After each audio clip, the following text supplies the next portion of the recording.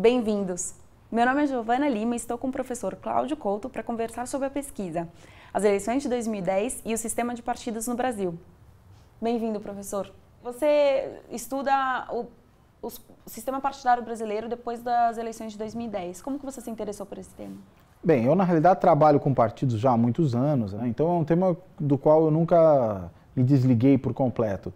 E aí o que eu fiz foi observar o quê? O desempenho que cada um dos partidos teve nos vários níveis em que a eleição de 2010 se desenrolou, né? Na eleição presidencial, na eleição para o Congresso, as duas casas do Congresso e as eleições para a Assembleia Legislativa e de governadores. E o que eu fiz foi verificar o que aconteceu e fazer um cômputo de qual foi o desempenho que os diferentes partidos tiveram em cada uma dessas eleições para tentar, ao final das contas, responder qual é o peso que os partidos têm após 2010, né? Qual é a importância relativa que eles passam a ter. E por que é tão importante olhar os diferentes níveis de competição e não apenas o nível nacional? E os partidos não existem só no nível nacional. Eles existem em uma série de níveis, veja o caso das eleições municipais de 2012, né, em que os partidos comparecem a elas levando consigo boa parte do acúmulo de capital político, podemos assim dizer, que eles adquiriram em disputas anteriores. Porque partidos são organizações que atuam em diferentes frentes. E uma vitória numa dessas frentes significa, muitas vezes, um acúmulo de recursos importante para atuar nas demais. No caso brasileiro, o PT detém, no plano nacional, maior participação, tanto com a presidência quanto no Congresso Nacional. E qual foi a realidade que você encontrou nos estados? Nos estados a realidade muda um pouco, mas muda quando a gente olha para governadorias, né? Por quê? Porque no caso do PT, que você menciona, ele é o partido que detém a presidência da República, tem a maior bancada na Câmara, segunda maior bancada no Senado, né, o que faz com que ele seja praticamente empatado com o PMDB, a maior força do Congresso, mas ele tem um número de governadores relativamente pequeno. Por outro lado, é o partido que detém o maior número de deputados estaduais, país afora. Então, nos estados, pode-se dizer que ele é forte como partido parlamentar, não é tão forte como partido de governo, né? Partido que detém governos. Se a gente olhar para o PSDB, só para fazer uma comparação, é um partido que no nível nacional é forte, ele disputou a presidência da República em todas as últimas 4 eleições, né? Inclusive nessa última, que foi a que eu levei em consideração para fazer o artigo, foi para o segundo turno, obteve uma votação significativa no segundo turno das eleições presidenciais, mas também obteve um número de governadores significativo em estados populosos. Então o PSDB é hoje o partido mais forte no que diz respeito a controle de governos estaduais no Brasil. Um dos debates que mais se fez nas eleições de 2010 foi um debate de que haveria uma mexicanização no Brasil, né, que o PT partiria para uma hegemonia nacional inexpugnável, inconteste.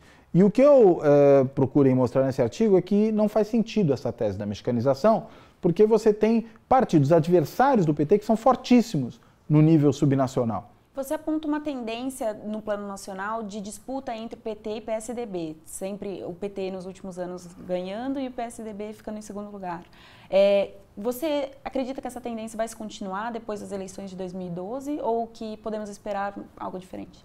Bem, que o PT vai continuar protagonista no nível nacional, eu não tenho dúvida, porque ele detém a presidência da República, né? E aí, claro, a presidenta sendo candidata à reeleição, o que tende a ocorrer, sobretudo considerando que ela tem obtido altos índices de popularidade, isso a credencia a disputar a sua própria sucessão, isso faz a gente acreditar que o PT certamente vai forte para a eleição presidencial e, muito provavelmente, nessa situação, tem grandes chances, é o mais provável, que seja um dos partidos no segundo turno. No caso do PSDB, olhando a estrutura da disputa de poder nos últimos anos, eu creio que isso ainda é provável.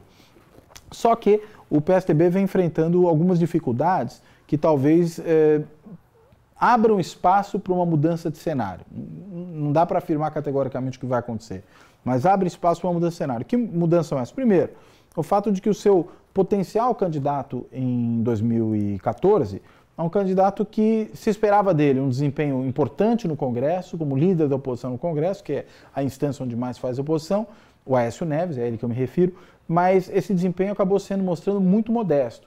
O outro candidato, que potencialmente poderia aparecer em 2012, veio aparecendo em últimas eleições, que é o José Serra, vem tendo um desempenho muito problemático na cidade de São Paulo, né?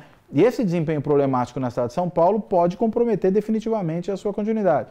Então, a meu ver, a grande dificuldade do PSDB passa a ser, para as próximas eleições, saber quem ele poderia lançar para continuar mantendo esse protagonismo, né? De continuar polarizando com o PT. E há um terceiro ponto, e isso é uma coisa importante, o PSB foi nas eleições de 2010 o partido que mais cresceu, né? E se tornou uma força importante, eu diria a terceira força nacional, né? Já naquelas eleições. Todos esses elementos em conjunto é que me permitem dizer, para além até do que está no artigo, que talvez a polarização não se repita em 2014 da mesma forma como veio ocorrendo até hoje. Em 2010, a gente observou um fenômeno Marina Silva, que era o terceiro potencial concorrente que surgiu e obteve 20% dos votos no primeiro turno. Como que você vê o que aconteceu depois das eleições de 2010 com o PV, o partido da Marina, e com ela mesma? Olha, eu creio que, na verdade, o que aconteceu depois de 2010 foi um grande desperdício, sob o ponto de vista de uma preocupação em partidos que se fortalecem e lideranças que se fortalecem, olhando desse ponto de vista. E por que um grande desperdício de lado a lado, eu diria? Do lado do PV, porque o PV não era nada, digamos assim, né, comparado aos partidos relevantes no cenário nacional. E a Marina Silva, essa sim, teve um desempenho muito impressionante nas eleições de 2010, foi a terceira colocada mais bem votada da história das eleições brasileiras desde 1989. Qual foi o problema? O problema foi depois transformar esse capital político acumulado nas eleições de 2010 em algo produtivo, né? E isso não se fez. Por quê? Porque a Marina Silva acaba rompendo com o partido não lhe dá espaço como liderança emergente, a burocracia partidária fecha o espaço a ela se desentende também com essa burocracia partidária e parte para um projeto fora da vida partidária, não há nenhum partido no qual Marina Silva esteja inserida hoje, deixa de, por exemplo, se viabilizar como uma potencial candidata para as eleições desse ano, mas o fato é, do ponto de vista do acúmulo de capital político, foi um grande desperdício. Obrigada, professor. E para saber mais sobre a pesquisa, acesse o link abaixo. Obrigada.